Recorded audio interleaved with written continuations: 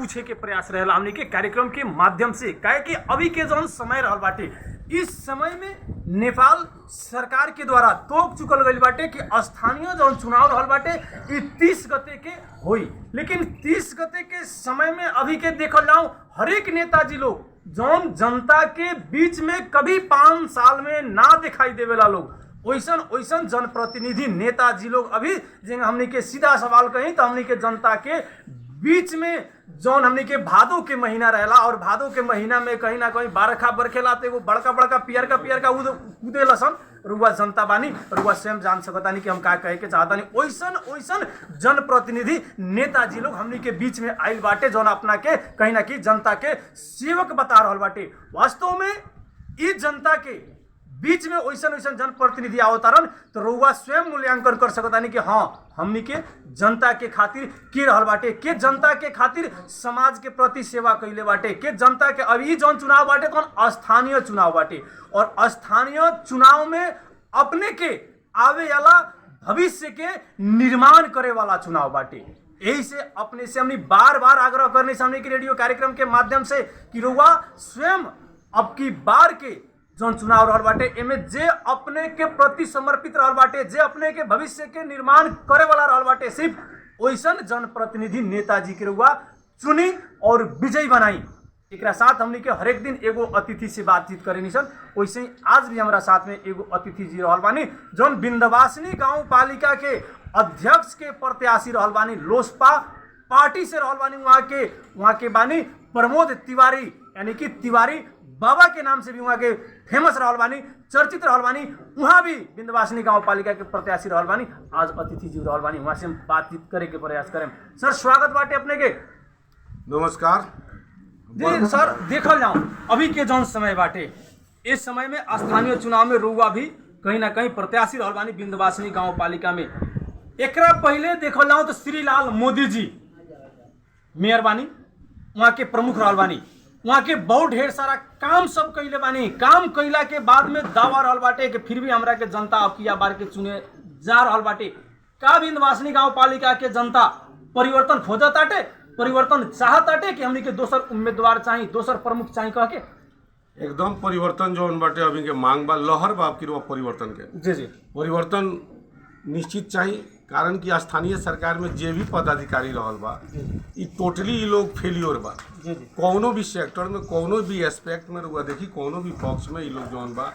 समुचित काम नहीं कैले, विकास नहीं कैले,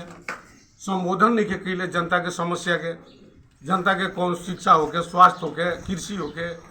खाने पानी होके, कौनो भी नहीं काम कैले, कौनो भी योजनाबद्ध रूप से कुछ भी नहीं कैले। ऐसे जौन बा स्थानीय सरकार जे भी रहल बा, जे भी पदाधिकारी बा, जौना भी पार्टी से बा, तो ऐसे वर्तमान में उ सब लोग टोटली फेल बा। यानी कि सभी लोग टोटली फेल बा। हाँ, परिवर्तन चाहता। एगो रउआ कहता नहीं कि सब लोग टोटली फेल बा, हम परिवर्तन करके दिखाएं जी। यानी कि रउआ यदि परिवर्तन करे के चाहता नहीं, एकरा पहले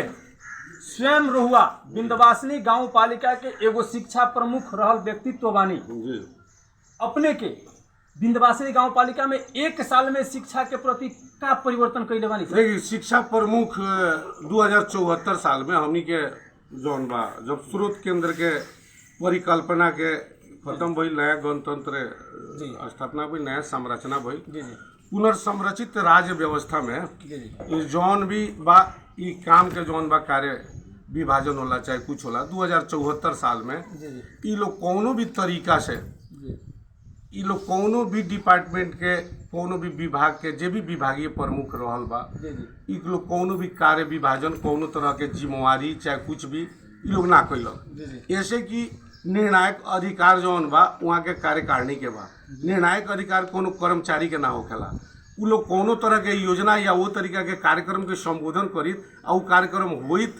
ना होइत तब के बात बा। लेकिन अगर निमन से विश्लेषण करी के जाके पता करो 2074 साल में एगो कार्यक्रम में इतना तक कि हम एगो अपन एथी छोड़ के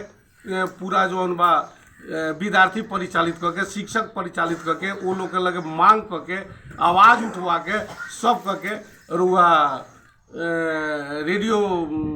नेपाल टेलीविजन के बोला के वो मीडिया से भी कह के सब तरह से थक गई, हम कुछ भी करे के माने कर ना सकनी। एगो गाँव पालिका के माने नागरिक के हैसियत से भी जहाँ तक आरपी के काल बा और वह हमर क्षेत्र रहल बा बरवा छटेली, डंका के चोट पर हम कहतनी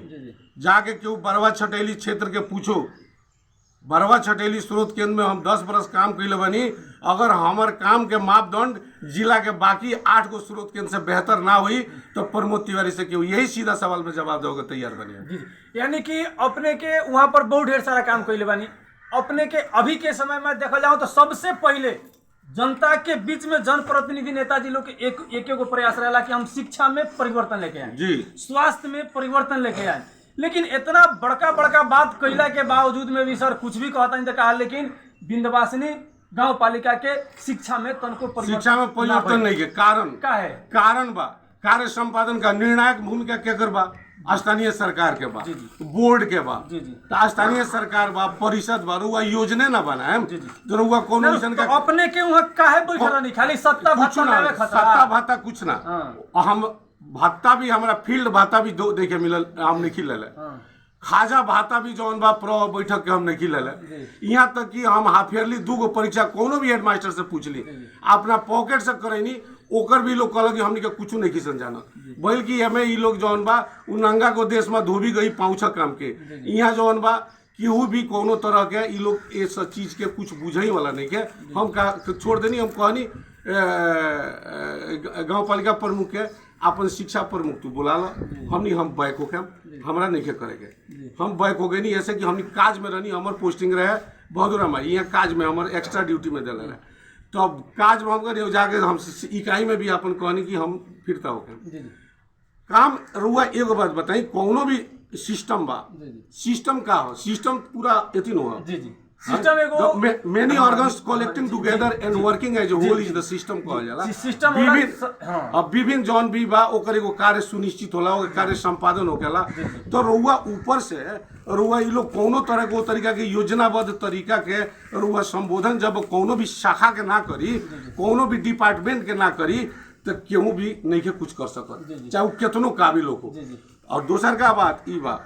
कि ये लोग के एटीट्यूड, वो लोग के शिक्षा प्रति के रवैया, शिक्षा प्रति के दृष्टिकोण, शिक्षा प्रति के भूमिका, ये तो पहले जो निर्वाचित जन सरकार बा, यहाँ स्थानीय सरकार बा, ओकर होके के पड़ल वो डिफाइन होके के पड़ल। तो हमनी के जौन बा कौनो केतनो पद होके, कैसन को पद होके,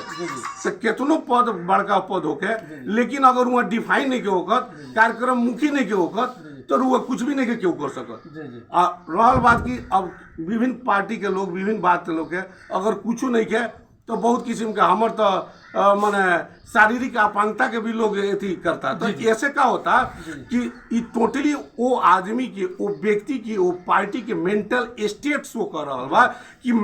और वह मीडिया बनी यहाँ तक कि अपांग के अपांग नहीं कहे के दिव्यांग कहे के बाद रुआ कार्यालय प्यून के प्यून अनुभव के कमी बात नया राजनीति में लागल वालों कुछ कह सकता लोग कुछ भी कह सकता नहीं, कुछ can not be said that must not be said, बहुत चीज नहीं के कहल जा सकता। तो रुआ शारीरिक अपांगता के रुआ लोग कहता कि शारीरिक अपांग, तो तोहर मेंटल स्टेट माने हमर बात सुनी ठाकुर जी, मेंटल स्टेट राउर का कहता, ई राउर मेंटल स्टेट के डिफाइन करता कि तोहर मेंटल स्टेट के लेवल ये बा कि एगो आदमी के मानसिक रूप से पहले आदमी अपाहिज होखेला, तब लोग केहू के शारीरिक अपाहिज के ऊपर औरी उठावेला। तो जे भी बा ओकरा खातिर हमरा कोनो गम नहीं के। ऐसे कि हम बानी अष्टावक्र भी रहलन, अमेरिका के फ्रैंकलिन डी रूजवेल्ट भी रहलन। ई बात रुआ बात कहता नहीं, जैसे ई भी पहनाम बाटे जंगा विपक्ष जो रहल बाटे उ सब वार करत बाटे, अपने पर सीधा खुला रूप से चैलेंज करता कि मेयर पद के प्रमोद तिवारी बाबा जो दावादारी देले बड़न, तो कहीं जनता के बीच में कोनो काम पड़ी तो मेयर साहब कहीं ना कहीं तिवारी बाबा अगर जी जाता तो जई हाँ जई हैं। ऐसे गोइल बड़न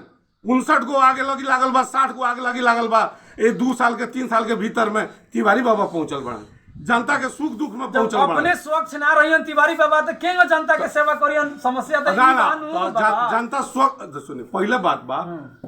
स्वस्थ मस्तिष्क में ही स्वस्थ दिमाग रहेला, माने चिंतन होला स्वस्थ। तो मस्तिष्क अगर स्वस्थ नहीं है तो स्वस्थ चिंतन नहीं हो सकता। अगर राउर मानसिकता के बीमार बा, राउर चिंतन बीमार बा, तो रुआ तो बात नहीं कर सकत नू, रुआ तो कुछ भी करे। हम रुआ जनता में घूम के पूछी तिवारी बाबा कोनो बड़का एथी नहीं कन, तिवारी बाबा के सेवा के चलते लोग हमारे साथे बा। ये लोग जे स्थानीय सरकार बा, स्थानीय सरकार में जे एबरा माने सत्ताधीश लोग बा, इस सत्ताधीश लोग, सत्ता पर आसीन लोग ए पर उंगली ना उठा के तिवारी बाबा पर उंगली उठाओ के पीछे कारण का बा? एकरा पीछे कारण ही बा कि जौना तिवारी बाबा लोकप्रिय बा, तिवारी बाबा के साथे जनता बा, तिवारी बाबा वंशवाद के विरोध में निकलल बड़े, एगो सामाजिक परिवर्तन के विरोध में निकलल बड़े। यानी कि तिवारी बाबा अब यह चुनाव में अगर जनता वोट देता, विजयी करता, तो तिवारी बाबा परिवर्तन करके दिखाएं, परिवर्तन करके दिखाएं। पहले अपने के विंध्यवासिनी गांव पालिका में का परिवर्तन कैले बानी सर? देखिए जनता के बीच में कितना गइल बानी? हम बहुत गइल बानी, एकदम गइल। अभी तक ले शिक्षा के अवस्था के बात कहीं और वो झुंगवा स्कूल में गइल बानी। हम गइल बानी। जी जी जी जी। रुआ जाके झुंगवा स्कूल में जाइए। एकरा साथ ई भी रुआ जानल जाओ सर कि क्वारंटाइन जौना बेरा रहे कोरोना काल के अवस्था में वहां पर स्कूल में से 10 गो पंखा चोरी भइल बा। ये बात रुआ के मालूम बा? 10 गो पंखा चोरी भइल बा, टेबुल कुर्सी नहीं के, वहां पर करछुल नहीं के, कढ़ाई नहीं के, ये सब कुछ चोरी हो गइल बाटे झुंगवा स्कूल के। अभी तक ले ना ही तो वहां पर विपक्ष गइल बाटे और ना ही तो वहां पर पक्ष जे रहल बाटे वो भी गइल बा। हम बताओ तो विपक्ष के नाता से रुआ कहां आवाज उठैले बानी? एकदम आवाज उठैले बानी। सुनी हमर बात, आवाज उठैले बानी। चेंज अभी तक ले नहीं हुआ। अब चेंज नहीं के, चेंज के कारक के बा? Who is responsible? विपक्ष के नाता से तो अपने के आवाज उठाओ। आवाज हम भलुर हुआ कनिया नाकाबंदी, घेराबंदी सब के लिए सुनिए हमर परिवर्तन खोजा हम परिवर्तन कैले नहीं। हमर बात सुनी जी, खाली आवाज उठेला सर। रुआ कहता नहीं पक्ष विपक्ष, और रुआ वहाँ जौन बा झुंगवा स्कूल में, और रुआ हमार पढ़ाओ शिष्य लोग भी टीचर बा, और वह सुखदेव सर रिटायर कर, सुखदेव सर से पूछी तो सुखदेव सर बाड़न, और वह पूछी जब भी वहाँ वैसा का समस्या पड़ल बा गइल बानी, आवाज उठेल बानी। दोसर का बात की और वह ICT और जो 24 लाख के भवन उ सब दिवावल प्रमोद तिवारी का, जबकि हमार कार्य क्षेत्र बरवा छटेली रहे, लेकिन फिर भी झुंगवा एरिया रहे ओमे हम ओकरा खातिर चिंतित रह के हम काम कइले बानी। पहले काम कइले बानी, लेकिन अभी जन भुला गइल बाटे, चोरी हो गइल बाटे, एकरा प्रति प्रमोद तिवारी सर वहां नहीं खींचे पूछले बानी। सुनिए हम बताओ आवाज कहाँ उठाओ जाई? गाँव स्थानीय सरकार में, गाँव पालिका के रुआ के बार कहता नहीं। गाँव पालिका में हमनी के तो 12 गो 14 गो पॉइंट लेके जाके बहस कैले बानी सन मुखिया से कि यानी कि बहस कैले बानी, वैल्यू नहीं के ओकर नहीं के सुनवाई नहीं के भाई, सुनवाई नहीं के भाई। सुनिए हमर बात, तो रउआ जाके लाठी चलावल, जाके खड़ा भइल, जाके कम्पेगन के कमजोर बानी। सुन ना कम्पेगन के तरीका होगला ठाकुर जी। पहले रुआ सुनी, एक्टिव रहुआ लिसनर बने, रुआ तो बात सुने। रुआ अगर माइंड में कब कब आइल होके तो और सब्जेक्टिव सोचा कि हम ये पूछन तिवारी ना ना वैसे तो हमार बात सुनी रुआ बात बा का कि ऐसे कि राउर माने कम्पेगन के अपन तरीका होकेला। कम्पेगन के हम जाके यहाँ अगर जहाँ से संपादित होता हर जगह ये केकर जिम्मेवारी बा? Responsibility lies on the head that wears the crown. जिम्मेवारी वही के सर पर होला जेकरा ताज पहिरला, तो जे ताज पहिरल बा और वह ये बात करता नहीं। हम तो जानी तो मंच पर भी उठावनी, जाके ननकी टोला में जाके देखी आवाज उठैनी, हम मंच पर उठैनी कि 7 मई में मुर्गी घूमता, कहियो बाउंड्री पर क्यों लेके जाए वाला देखे वाला वहाँ, और वह बांगर में पानी जमा होता, ये कौन इंजीनियरिंग है कि 7 इंची ऊपर उठा दिया बा। हम सब तरह के आवाज उठेले बानी, ऐसा बात नहीं है कि नहीं आवाज उठेले, आवाज उठावल, लेकिन रुआ लगे टूल्स तो नहीं है, रुआ लगे सत्ता तो नहीं है, पावर नहीं है नु जनता बा। तो जनता के ले जाके हम 10 20 25 आदमी के डेलीगेशन लेके जाके मुखिया के लगे दबाव वहाँ के लोग से कह, वहाँ के कार्यकारी अधिकृत से कह। लेकिन एक बात बताई रुआ कि जब रुआ सुने के तैयार ना होके, करे के तैयार ना होके, तो रुआ क्यों का कर सकता? तो एक एगो उपाय बाकी जनता के माझ में जाए पड़ी, जनता के बीच में जाए पड़ी। तो हम जनता के बीच में घूम रहा बानी, जा रहा बानी, जितना भी समस्या बा उस समस्या के बारे में कह रहा बानी कि फलना समस्या के लोग संबोधन ना कैल। ये बताई आज तक आज रुआ जनता के बीच में जाके कमी कमजोरी बता रहा बानी। जौना बेरा अवस्था वहाँ पर खराब रहे, जौना बेरा व्यवस्थित ना रहे, उस बेरा जाके जनता के बीच में ना कहनी जगह कोनो कार्य हो रुआ आंदोलन करा देम, लगन पटदे आंदोलन हो जाए, रोड जाम हो जाए, चक्का जाम हो जाए, लेकिन वहाँ पर दुरुपयोग हो रहा बाटे। उस समय में रुआ जनता के बीच में जाके ना कहनी एकदम सुनी बताओ तनी स्टेक होल्डर होला, सरोकार वाला होला। रुआ फलना चीज के शिक्षा के प्रथम सरोकार वाला के हो, दूसरका के हो, तीसरका सरोकार वाला के ह सरोकार वाला के बीच में आदमी गइल बा, स्टेक होल्डर के बीच में गइल बा आदमी। और रहल बात की एगो बात बताई रहुआ कि अब राउर मेंटलिटी बा कि हमरा ई कुछ नहीं के करे के, खाजा खातिर रोक ले कि खाजा ना वितरण हुई, हम ही आई वहाँ आवाज उठावे वाला, टेबल ठटावे वाला कि खाजा तू प्रति विद्यार्थी के जब आई बा 15 रुपया खाजा, तू खाजा तू काहे ना देबो, पूछी जाके केहू मास्टर लोग से, हम हई हेड मास्टर लोग से, सब केहू से रुआ, सब केहू के लेके गई 7 महीना रुआ कोनो भी विद्यालय में एथी ना गई रहे, का बोलला भय परी ना गई रहे, चौक डस्टर के पैसा ना गई। 7 महीना बीत गई, 10 महीना भइल, जाके आवाज उठावल गई कि हेडमास्टर अपना घर से जौन बा चौक डस्टर कीन के नहीं के पड़ा सर। रहल बात कोरोना काल में भी रुआ कहता नहीं, कोरोना काल में भी जितना आदमी सकल बा, हमनी के सरकार तो ना हुई सन, जितना सेवा करे के सकल बा, जितना जनता के बीच में जाए के सकल बा कैले बा आदमी। रुआ कहीं भी रुआ पूछम, कोनो भी सेक्टर में पूछम शिक्षा के, हम अपना यहाँ नहीं रहल, हमार बेसी कार्यकाल रहल बा बरवा छटैली, वहाँ हम पूरा काम कैले बनी अपना क्षेत्र में। हमारे के आज भी लोग वहाँ बहुत ज़्यादा इज्जत करेला। और वह स्थानीय जीतल लोग चलो, हम कोनो पद पर नहीं कि हम चलता नहीं, और वह जनता के माज में देखी कि हम कितना लोकप्रिय बनी, चाहे हमरा के जनता कितना मानता, चाहे जनता और लोग कितना जानता। तिवारी बाबा कितना लोकप्रिय रहल बानी, अपने के आवे वाला 30 गते के बाद में जनता स्वयं निर्णय एकदम करी कि तिवारी बाबा कितना, अगर तिवारी बाबा जनता के बीच में प्रसिद्ध होखेम, जनता के सेवक होखेम, यानी कि अपने के योगदान और लगानी कितना रहल बाटे अभी विंध्यवासिनी गांव पालिका के जनता में। देखिए दुइये गो चीज पर चल मुना बाबू, सामाजिक न्याय, सामाजिक लाभ, 2 गो धूरी बा, 2 गो चक्का बा। और वह कोनो भी ई बहुत बड़का फैक्टर बा, की फैक्टर बा, रुआ समाज के परिवर्तन के, सामाजिक परिवर्तन के, सामाजिक के ऊर्ध्वाधर गतिशीलता के। तो ये गतिशीलता खातिर रुआ समाज में अभी परिवर्तन लिया जरूरी बा। रुआ ई बताई कौन ई लोग दलित के, रुआ जनजाति के बीन मलाह तुरहा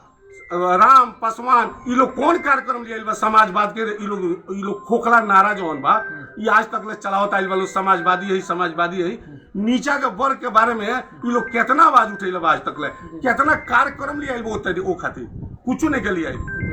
एगो वोट बैंक के रूप में सिर्फ प्रयोग कैले बा।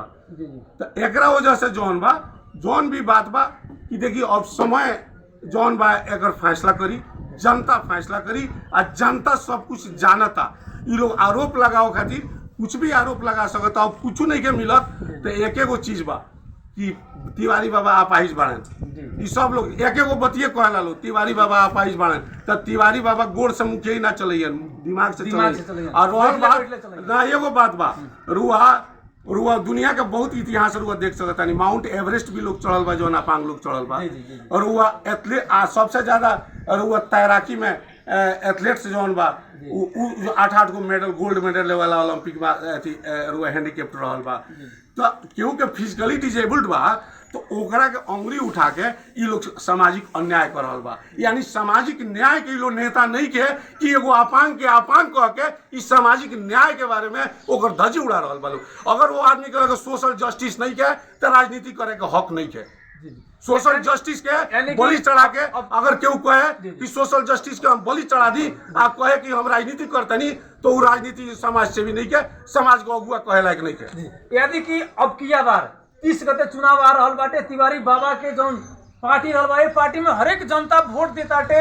विजय यदि बनाए जाते अपने के बुद्धिजीवी समझ के, यानी कि पार्टी के जनता के बीच में समाज सेवी बानी, काम कैले बानी। अगर 30 गते अगर अपने के जितावता जनता, का एजेंडा रही सर अपने के?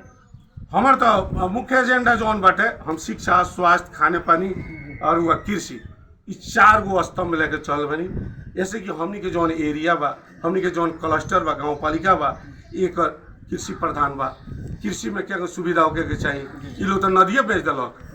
गरदौल के नदिये बेच दिलक। जी गरदौल के नदी भी हमारे घुमा देवल बाटे, कृषक सब समस्या रहल बा, समस्या रहल बा कि लोग करे तो रामलीला, दूसर के कह देव तो कैरेक्टर लीला, बुझले कि ना। तो ऐसे जौन बा ये लोग कुछ भी कर सकता। वो कत्ल करते हैं तो चर्चा नहीं होती, हम आह भी भरते हैं तो हो जाते हैं बदनाम। तो रहल बात कि ये लोग कुछ भी कह सकता, ऐसे कि ये लोग शासक है ना, ये लोग शासक है। दोसर का बात ये बनू, यहाँ ये लोग बाहुल्यता बा, ये लोग एगो वर्ग बा, एगो अभिजात्य वर्ग बा, एगो क्रीम वर्ग बा, वो क्रीम वर्ग विंध्यवासिनी के शासक है, बुझने की ना ई लोग यानी कि पूरा ऐलानी के हाल आबादी क दी जी जी क्यों मत एकरा- कुछ कहो जी, जी, बहुत ऐसा बा लोग नेताजी लोग अभी के समय में जे अपना के कहीं ना कहीं बड़का नेता रहल बाटे उ साफा दावा करताटे साफा चैलेंज करताटे कि यदि हम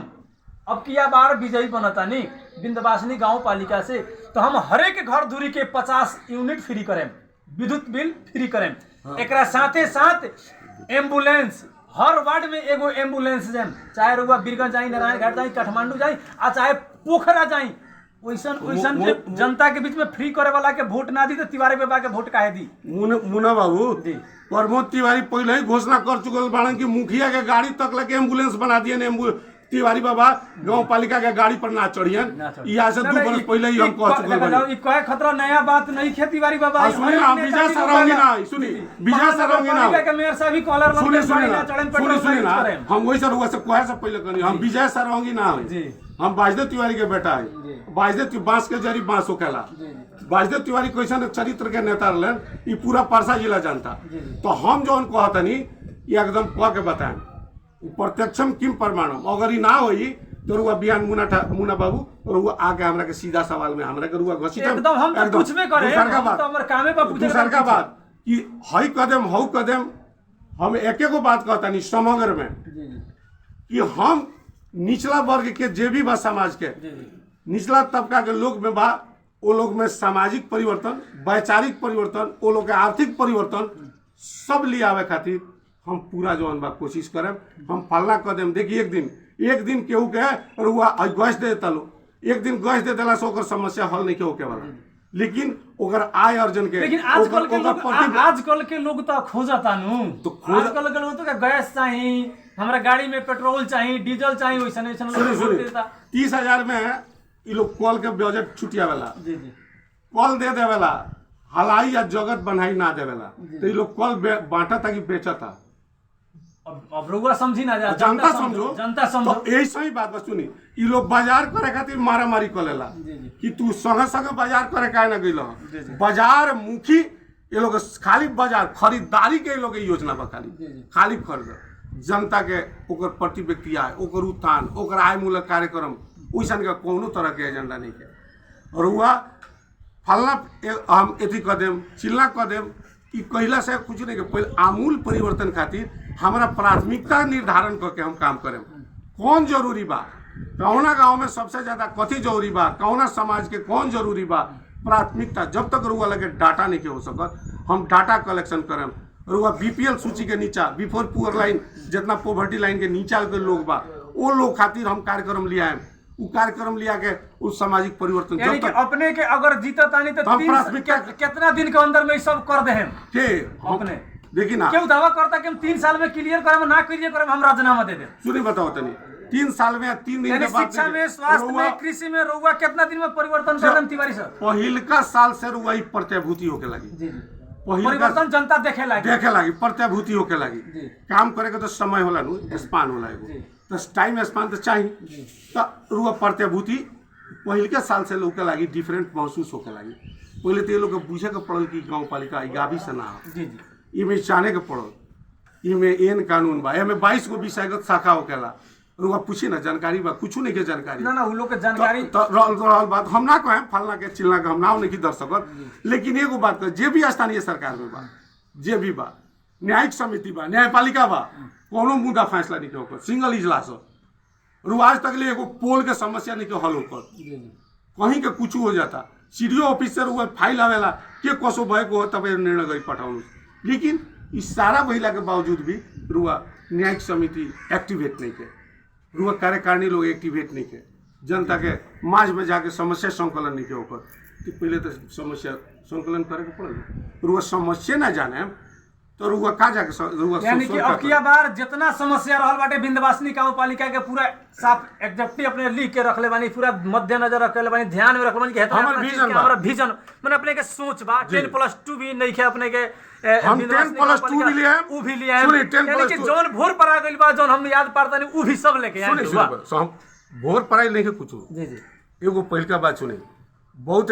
हमने के राजनीति करता नहीं जी जी तो विजन आ मिशन के बीच में कोई स्ट्रेटेजिक ब्रिज होखेला जी जी तो स्ट्रेटेजिक है पंपलेट बना के ना चलल जाला मुना बाबू जी जी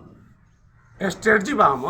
हम +2 ले आए, टेक्निकल स्कूल लेके आई रहनी हम जी जी यहाँ मारा मारी कह के झगड़ा कह के हम नाव नहीं की दर के चाहे 2 नेता लोग के जी जी तदर्थ समिति का अगर जरूरी रहे रुआ कहत मनी 1 साल में जी जी हम वेटनरी लेके आई रहनी रुआ 2 बेर पैसा हाला कह के झोंगा के +2 कराओ खातिर हम कोशिश कैनी, जी जी लेकिन ये लोग नहीं के उसको ई सत्ताधारी लोग अपना में लिप्त बा। उतना ना तदर हम कहनी ठीक बा व्यवस्थापन समिति मत गठन करो, 3 महीना खातिर तदर समिति गठन कर दलोनी काठमांडू तक ले दौड़ के सारा काम करावेला हम बनी +2 कम से कम झोंगा पहुरा +2 कराओ लोनी टेक्निकल स्कूल एगो लेके आए नहीं ओकर अख्तियारी तक ले हम बना दिले नहीं बुझनी कि ना, लेकिन अख्तियारी तक ले कुछ 26 का तक डेट रहे उहे पीपर के गाछ पहुरवा स्कूल के जहाँ हमनियो पढ़ ले बनी सन पहिलका बैच है वो स्कूल के हम वहाँ पढ़े यानी कि अब की बार 30 गते जन चुनाव हो रहा है, ओए चुनाव में प्रमोद तिवारी बाबा के जनता बिंदवासिनी गांव पालिका के वोट देवे जा रहल बाटे, जितावे जा रहल बाटे, एकदम दी कन्फर्म बा कन्फर्म बा एकदम दी। हमारा विश्वास बा जनता जानता जनता जनार्दन इस चुनाव में कितना पैसा जनता ने सर खर्चा करे खातिर जनता के बीच में कोनो पैसा ना काथी पैसा हमनी के तो पंडित जी है सर जौना भी दुआरी पर बोरा बिछा के बैठ जाम सर दक्षिणा लेवे वाला है, दक्षिणा देवे वाला दक्षिणा लेवे वाला ना है, दक्षिणा के का होके के चाहिए 100 रुपया रुआ देम ओहू में रुआ खुश बानी हम रुआ ना देम ओहू में हम रुआ कल्याण खातिर रुआ स्वस्ति वाचन करे वाला समस्ता सुखिनो भवंतु कहे वाला सर्वे भवंतु ऐसा तो अभी तले हल्ला बा बहुत तिवारी बाबा बहुत पैसा खर्चा करो कुछ ना हाला तो कुछ है प्रोपगेंडा कुछ भी संगे संगे घुमाता ओकरा के दारू पानी तो ना खिया हम तो खुद भगत है अपने ना खाएम लेके जे मोटरसाइकिलिया में कुछ ना घुमाता कुछ तेलो ना भराम तो हमरा के सारा लोग चंदा देवे के तैयार बा, एक एक साथी लोग चंदा देवे के तैयार बा, जेकरा के जितना सक्षम बा उ लोग करे के तैयार बा, उ लहर के रूप में बा। अब की बार तिवारी बाबा 1 रुपया खर्चा ना करियन, बिंदवासिनी गांव पालिका के उतना जनता समझदार बा कि बिना खइले पियले वोट दे एकदम समझदार बा, विजयी बना दी एकदम बनाई। जनता के बीच में अपन मोबाइल नंबर बताएं। हाँ 98 454 94 490 98 एक बार आराम से बोले 98 454। श्रोता रुआ सुन रहल बानी हमनी के सामुदायिक रेडियो तराई 107 मेगाहर्ट्ज और इंटरनेट ऑनलाइन के www.radiotaraii.com.np के माध्यम से पूरा ऑल संसार रुआ एक के साथ सुन रहल बानी कार्यक्रम सीधा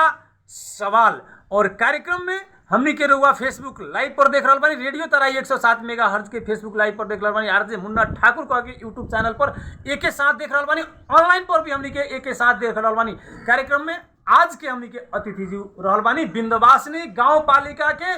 प्रमुख के प्रत्याशी रहल बानी लोसपा पार्टी से प्रमोद तिवारी, यानी कि तिवारी बाबा से आज हमनी के प्रत्यक्ष रूप में बातचीत कर रहल बानी सन। वैसे ही तिवारी बाबा अपन नंबर जनता के बीच में हमनी के बताई रुआ आराम से 98 490 श्रोता रुआ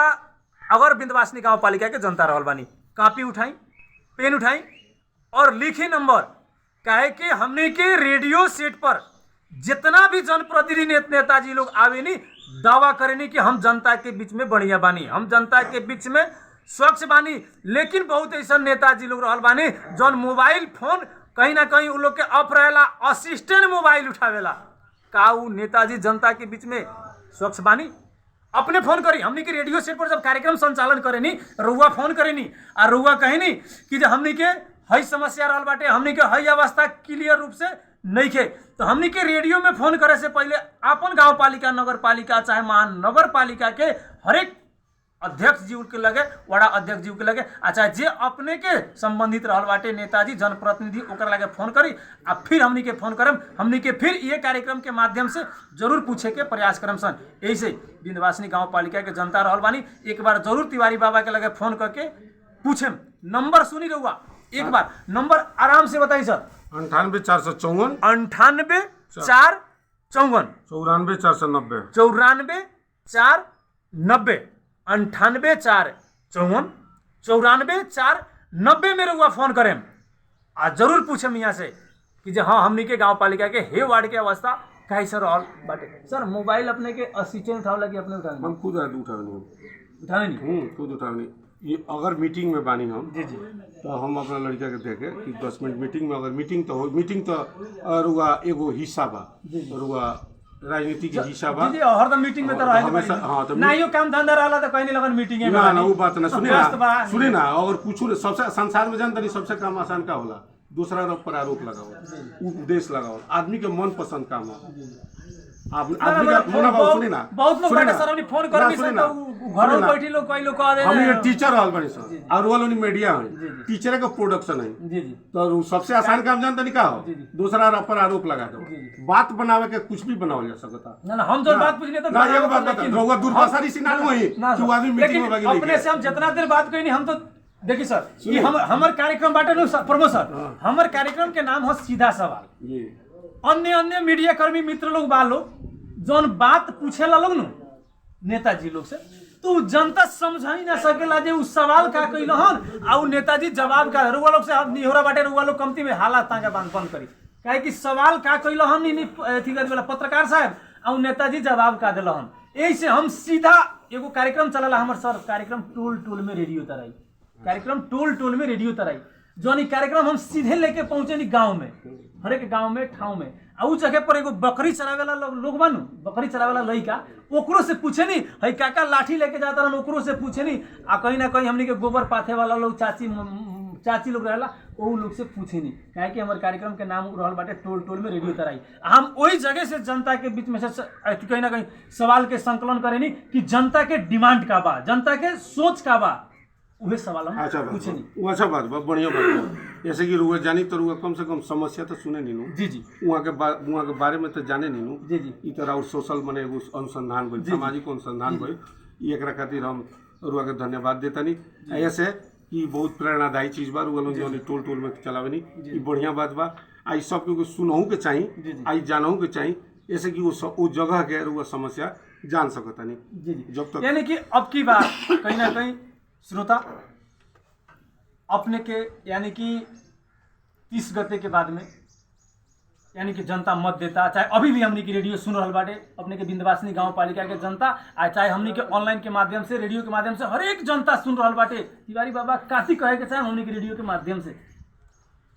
हमरा ये कहे के बा सब केहू के पहले तो नमस्कार हम बहुत बहुत रेडियो तराई के भी आभार व्यक्त करे के चाहतनी कि हमरा के दू शब्द बोले के हम कहे के जनता के बीच में बात पहुंचाओ के मौका रेडियो तराई से मिलल हमरा मुना बाबू लगायत मुना बाबू के टीम के हम धन्यवाद देम दोसर का बात ई कि हम लोकतांत्रिक समाजवादी पार्टी से उम्मीदवार बनी साइकिल छाप से रोवलोनी भरोसा करी विश्वास करी हम आमूल परिवर्तन ले आएम निश्चित रूप से हर आदमी महसूस करी कि हमनी के जनता जौन बा जौन भी समस्या से जूझ रहल बा उस सारा समस्या के रुआ हमनी के समाधान करेम सन जनता के बीच में जाएम सन और विकास के लहर ले आएम सन पूरा एगो परिवर्तन ले आके देखाएम सन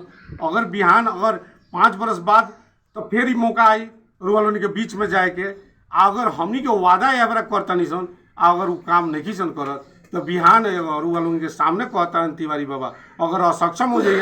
अगर 5 बरस में परिवर्तन ना ले तो बिहान तिवारी बाबा रुआ के से वोट मांगे ना जाइए दुआर पर ना जाइए इतना वादा के साथ हम ये रुआ के सुननी हमार बात धन्यवाद तिवारी बाबा हमनी के इतना कार्य व्यवस्था के बावजूद में भी इतना लोग सब रहल बाटे ये सब के भीड़ में भी रुआ रेडियो तराई 107 मेगाहर्ट्ज के और हम व्यक्तिगत मुन्ना ठाकुर के इतना समय देनी ओकरा खातिर हमनी की रेडियो टीम के ओर से और हम व्यक्तिगत ओर से दिल से अपने के धन्यवाद देवे के चाहे धन्यवाद नमस्कार जी जी श्रोता रुआ हमनी के सुन रहल बानी रेडियो तराई 107 मेगाहर्ट्ज कार्यक्रम सीधा सवाल और कार्यक्रम सीधा सवाल में हमनी के आज के अतिथि जीव रहनी है हमनी के विंध्यवासिनी गांव पालिका के कहीं ना कहीं प्रमुख के प्रत्याशी जीव प्रमोद तिवारी यानी कि तिवारी बाबा आज हमनी के अतिथि जीव रहनी है वहाँ के भी बात रुआ सुननी है वहाँ के बहुत ढेर सारा बात सब कहनी है कि हम एगो विकास के लहर लेके आए विंध्यवासिनी गांव पालिका में एगो पूरा चेंजिंग करके दिखाएं यानी कि पूरा परिवर्तन करके दिखाएं वास्तव में हमनी के साथ में हर एक नेताजी लोग कहला एगो नया नेता प्रमोद तिवारी बाबा नहीं की कि आज रेडियो सेट पर हमनी के दावा करतानी लेकिन रुआ जनता के बीच में रुआ स्वयं मूल्यांकन कर सकतानी अगर वास्तव में तिवारी बाबा स्वच्छ मानी ईमानदार बानी, समाज सेवी बानी आ जनता के बीच में समर्पित रहे वाला बानी तो यहाँ के रुआ जरूर वोट देम और विजयी बनाएम। अगर यहाँ के नईखी जनता के लोकप्रियता में तो यहाँ के वोट काहे देम? जे समझदार बा, जे बुद्धिजीवी बा, ओकरा के वोट देम, रुआ विजयी बनाएम। हमनी के रेडियो तराई के माध्यम से हरदम, चाहे आंदोलन के समय होके आ चाहे हरदम के समय में, सिर्फ एक ही बात हमनी के कहन कि जनता रुआ वही व्यक्तित्व के चुनी जे अपने के खातिर सुरक्ष रहल बाटे। काहे कि जनता अभी के समय में परिवर्तन खोजताटे, हरेक जनता चेंजिंग खोजताटे, शिक्षा में, स्वास्थ्य में, कृषि में, यानी कि हर जगह पर परिवर्तन खोज रहल बाटे। रुआ वही व्यक्तित्व के कहीं ना कहीं विजयी बनाएम। और हमनी के कार्यक्रम के लगभग समय हमनी के पूरा समाप्त होके के इशारा हमारे टेक्नीशियन मित्र कर रहल बानी। अभी के खातिर अपने के माध्यम से हमरा छूटे के पड़ी, लेकिन जाते जाते जरूर कहें कि इस कार्यक्रम के पुनः प्रसारण हुआ बिहान ठीक 8 बजे जरूर सुने। ये कहते जन हमनी के बंद कमरा के आवाज अपने लोग के लाखों lakh radio set, mobile set और इंटरनेट सेट पर पहुंचा के हमनी के साथ देनी है विकेश जी, वहाँ के दिल से धन्यवाद देते। और कैमरा ओर से हमारे साथ देनी है नागेंद्र पटेल जी, जो हमारे कैमरा ओर से साथ देनी है, वहाँ के दिल से धन्यवाद देते। बिहान ठीक एगो नया अतिथि, एगो नया नेताजी के साथ में रेडियो सेट पर अपने लोग के माध्यम में उपस्थित होके के वादा करते। अभी के खातिर हम अपने के माध्यम से प्रस्तुता मुन्ना ठाकुर छूटे के चाहें। नमस्कार, प्रणाम अपने सबके। जय होको, जय जनता।